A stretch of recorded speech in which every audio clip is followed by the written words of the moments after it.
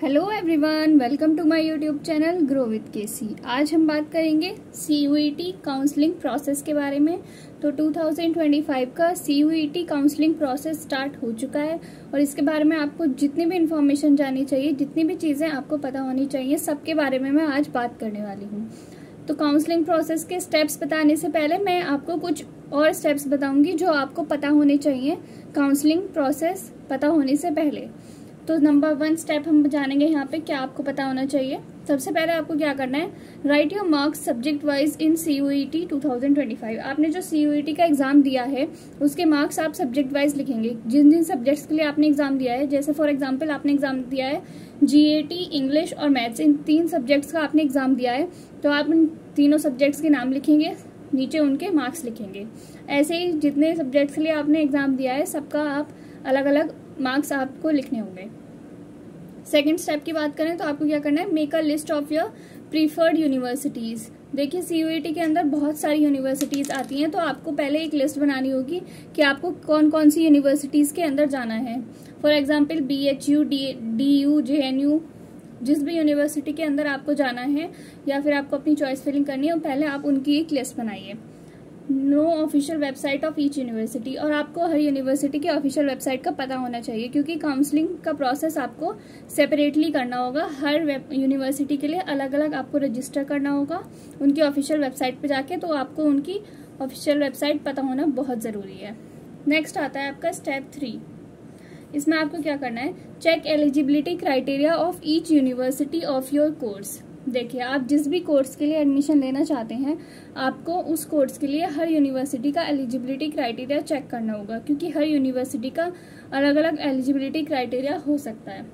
समझिए ऐसे कि सपोज ए यूनिवर्सिटी रिक्वायर्स, समझिए आपने एक यूनिवर्सिटी को चूज़ किया कि मुझे इसमें एडमिशन लेना है, और उसके लिए आप करना चाहते हैं BSc कंप्यूटर साइंस। तो BSc कंप्यूटर साइंस के लिए उस यूनिवर्सिटी का एलिजिबिलिटी क्राइटेरिया क्या है, ये हमें जानना होगा।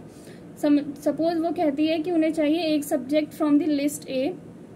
अब ये लिस्ट A और लिस्ट B क्या है, जब आपने अपना एप्लीकेशन फॉर्म फिल किया होगा CUET का, तो उसमें आपसे सब्जेक्ट चूज करने के लिए लिस्ट A और लिस्ट B और GAT 3 लिस्ट होंगी आपके पास। GAT का सब्जेक्ट आपके पास अलग होगा, वो आपका लिस्ट A में नहीं आता, ना ही आपका वो लिस्ट B में आता है। उसके अलग आपके पास लिस्ट A होगी, लिस्ट B होगी। लिस्ट A में आपकी सारी लैंग्वेजेस होंगी और लिस्ट B में आपके सारे डोमेन सब्जेक्ट्स होंगे। तो सपोज आपने जो यूनिवर्सिटी चूज की है उसके लिए BSc कंप्यूटर साइंस करने के लिए उस यूनिवर्सिटी से आपके पास एक सब्जेक्ट होना चाहिए फ्रॉम द लिस्ट A, यानी कि आपने एक लैंग्वेज का पेपर दिया होना चाहिए, और 2 सब्जेक्ट्स होने चाहिए फ्रॉम द लिस्ट B, यानी कि 2 डोमेन सब्जेक्ट्स का पेपर आपने दिया हुआ होना चाहिए। तो ये लिस्ट आप चेक करेंगे कि आप किस यूनिवर्सिटी के लिए, किस कोर्स के लिए एलिजिबल हैं, और ये लिस्ट आपको कहाँ पे मिलेगी, ये मैं आपको अपनी वीडियो के डिस्क्रिप्शन बॉक्स में आपको इसका लिंक प्रोवाइड कर दूंगी। वहां से आप चेक कर सकते हैं किस यूनिवर्सिटी का किस कोर्स के लिए क्या क्राइटेरिया है। अब बात करते हैं हम काउंसलिंग के बारे में। तो देखिए, काउंसलिंग में हमारे 3 मेन स्टेप्स हैं। सबसे पहला है आपको बेसिक रजिस्ट्रेशन, तो सबसे पहले आपको अपना रजिस्ट्रेशन करना होगा। सेकंड है आपका चॉइस फिलिंग, जिसको हम प्रेफरेंस फिलिंग, प्रोग्राम सिलेक्शन, ये तीनों में से कुछ भी नाम आपका हो सकता है। थर्ड है आपका सीट एलोकेशन, ये आपका फाइनल स्टेप है। हर स्टेप के बारे में डिटेल में मैं अभी आपको बताऊंगी, तो वीडियो को देखते रहिए। चलिए बात करते हैं हम अपने फर्स्ट स्टेप के बारे में, यानी कि रजिस्ट्रेशन के बारे में। तो आपको क्या करना है, सबसे पहले मैं आपको बता देती हूँ कि आपने जब अपना एप्लीकेशन फॉर्म फिल किया होगा, उसमें आपने जो डेट ऑफ बर्थ भरी है अपनी, और जो आपने अपनी कैटेगरी भरी है, वो आप इस टाइम पे चेंज कर सकते हैं। और रजिस्ट्रेशन के स्टेप्स के बारे में अब हम बात कर लेते हैं। सबसे पहले आपको यूनिवर्सिटी की ऑफिशियल वेबसाइट पे जाना होगा, फिर आपको CUET का एप्लीकेशन नंबर और अपनी डेट ऑफ बर्थ यूज़ करके आपको अपना रजिस्ट्रेशन करना है। तो CUET के एप्लीकेशन नंबर आपको डालना है और अपनी डेट ऑफ बर्थ डालनी है। उसके बाद आपको अपना रजिस्ट्रेशन कर देना है न्यू रजिस्ट्रेशन के ऑप्शन पे जाके, फिर आपको लॉग इन करना है। फिर आपको ये सारी डिटेल्स वहाँ पे फिल करनी होंगी। आपको अपनी पर्सनल डिटेल्स फिल करनी होंगी, उसके बाद आपको अपने 12th की एकेडमिक डिटेल्स फिल करनी होंगी, फिर उसके बाद आपको अपने डॉक्यूमेंट्स अपलोड करने होंगे। डॉक्यूमेंट्स में आपको अपने 10th की मार्कशीट, 12th की मार्कशीट, साथ में आपको अपने 10th का सर्टिफिकेट अपलोड करना पड़ सकता है कुछ जगह पर। और अगर आप रिजर्व कैटेगरी से आते हैं तो आपको अपना कैटेगरी सर्टिफिकेट अपलोड करना होगा, और कुछ जगह पर आपसे गैप ईयर सर्टिफिकेट भी मांगा जाएगा कि अगर आपने 12th के बाद गैप लिया है तो कुछ जगह पर आपसे गैप ईयर सर्टिफिकेट भी अपलोड कराया जाएगा। फिर आपसे आपकी बैंक डिटेल्स अपलोड कराई जाएंगी।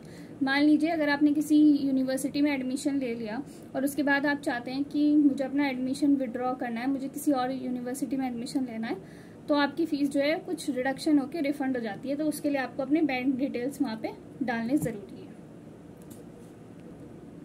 अब हम बात करते हैं नेक्स्ट स्टेप यानी कि चॉइस फिलिंग के बारे में। तो चॉइस फिलिंग के लिए मैं आपको बता देती हूँ कि आपको क्या क्या सेलेक्ट करना पड़ सकता है। सबसे पहले आपको अपना कोर्स सेलेक्ट करना है कि आप किस कोर्स के लिए अप्लाई करना चाहते हैं। उसके लिए आपको प्रेफरेंस भरनी होगी, यानी कि कोर्स जैसे कि या आप बीएससी करना चाहते हैं या बीए करना चाहते हैं, सबसे पहले आपको ये डिसाइड करना होगा। उसके बाद आपको अपने सब्जेक्ट की प्रेफरेंस फिल करनी होगी। जैसे कि मुझे बीएससी करनी है मैथ्स से, तो मैं कोर्स में डालूंगी बीएससी और सब्जेक्ट में डालूंगी मैथ्स। या फिर अगर मुझे बीए करना है इंग्लिश से, तो मैं कोर्स में डालूंगी बीए और सब्जेक्ट में डालूंगी इंग्लिश। फिर आपको सेलेक्ट करना है कि आपको कॉलेज से करनी है या कैंपस से। फिर आपको सेलेक्ट करना है कि आपकी सीट कैसी होगी, यानी कि आप रेगुलर स्टूडेंट रहेंगे या प्राइवेट स्टूडेंट रहेंगे। फिर आता है हमारा नेक्स्ट स्टेप और लास्ट स्टेप, जो कि है हमारा सीट एलोकेशन। देखिए सीट एलोकेशन के राउंड्स होते हैं। जैसे कि आपकी मेरिट लगती है किसी लिस्ट में, ऐसे ही आपके सीट एलोकेशन में राउंड होते हैं। राउंड 1, 2, 3 या फिर 3 से भी ज़्यादा राउंड कहीं कहीं पे हो सकते हैं। तो आपको इसके लिए क्या करना है, सीट एलोकेट आपको हुई है कि नहीं, आपको कैसे पता चलेगा वो मैं आपको बताती हूँ। सबसे पहले आपको पोर्टल पे जाना है, जहाँ पे आपने ये रजिस्ट्रेशन किया है उसी पोर्टल पे आपको जाना है और आपको चेक करना है कि आपको सीट एलोकेटेड है कि नहीं।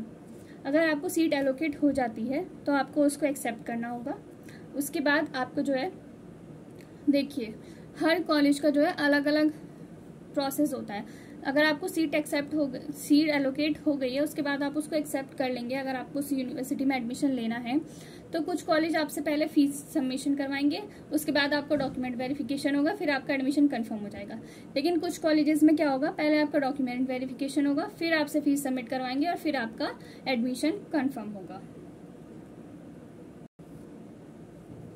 और फिर आपने जब अपना एडमिशन ले लिया है, सीट आपने एक्सेप्ट कर लिया, उसके बाद आपको क्या करना है, upgrade if you want another college fee will be refunded after some reduction.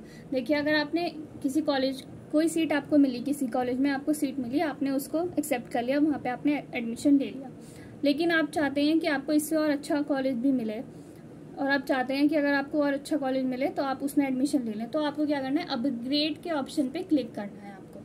लेकिन अगर आप चाहते हैं कि आपको जो है और कहीं एडमिशन नहीं लेना, इसी यूनिवर्सिटी में मुझे रहना है, तो आपको फ्रीज के ऑप्शन पर क्लिक कर देना है। और अगर आप अपग्रेड करेंगे अपनी यूनिवर्सिटी से, एडमिशन आप अपना कैंसिल कराएंगे, तो आपकी फ़ीस जो है वापस हो जाएगी, लेकिन कुछ रिडक्शन होगा उसमें, तो कुछ पैसे कट के आपके पूरी फीस आपके पास वापस आ जाएगी। और मैं आपको बता देती हूँ कि आप जो आपका सीट एलोकेशन का प्रोसेस होता है उसमें आपके मेन राउंड्स होते हैं, राउंड 1, 2, 3 या जितने भी वो कराना चाहते हैं। उसके बाद आपके होते हैं स्पॉट राउंड और मोप राउंड। जो आपकी सीटें बच जाती हैं सीट एलोकेशन के टाइम पे, उसके लिए आपका स्पॉट राउंड और मोप राउंड कराया जाता है। इसका प्रोसेस बहुत फास्ट होता है, तो आपको ध्यान रखना होगा कि अगर आपको मेन राउंड्स में सीट नहीं मिलती है तो स्पॉट राउंड और मोप राउंड का आपको ध्यान रखना होगा। फिर उसके बाद एक प्रोसेस होता है मिड एंट्री का प्रोसेस, ये कुछ ही कॉलेजेस में होता है। जैसे कि समझिए अभी यहाँ पे आपके रजिस्ट्रेशन हो रहे हैं इस टाइम पे, तो कुछ बच्चे ऐसे भी होंगे जिनको पता ही नहीं चलेगा कि इस टाइम पे रजिस्ट्रेशन हो रहे हैं, या फिर कुछ कर नहीं पाएंगे या फिर कुछ जानबूझ के नहीं करेंगे। लेकिन अगर वो बाद में रजिस्ट्रेशन करना चाहें तो मिड एंट्री के टाइम पे वो लोग रजिस्ट्रेशन कर सकते हैं। और ये जो प्रोसेस जो है वो कुछ ही यूनिवर्सिटीज़ में होता है, जैसे कि DU यूनिवर्सिटी मिड एंट्री का प्रोसेस लेके आई है। तो सारी यूनिवर्सिटी में ये नहीं होता, कुछ ही यूनिवर्सिटीज़ में ये होता है, और उसमें भी आपको बहुत ही कम जो सीटें बच जाती हैं उन्हीं सीटों पे आपका एडमिशन यहाँ पर होता है। तो यही था पूरा प्रोसेस आपका CUET का काउंसलिंग का। अगर आपको कोई डाउट आता है तो आप मुझसे कमेंट सेक्शन में पूछ सकते हैं, और वीडियो अच्छी लगी हो तो लाइक कर दीजिए, साथ में चैनल को सब्सक्राइब कर लीजिए।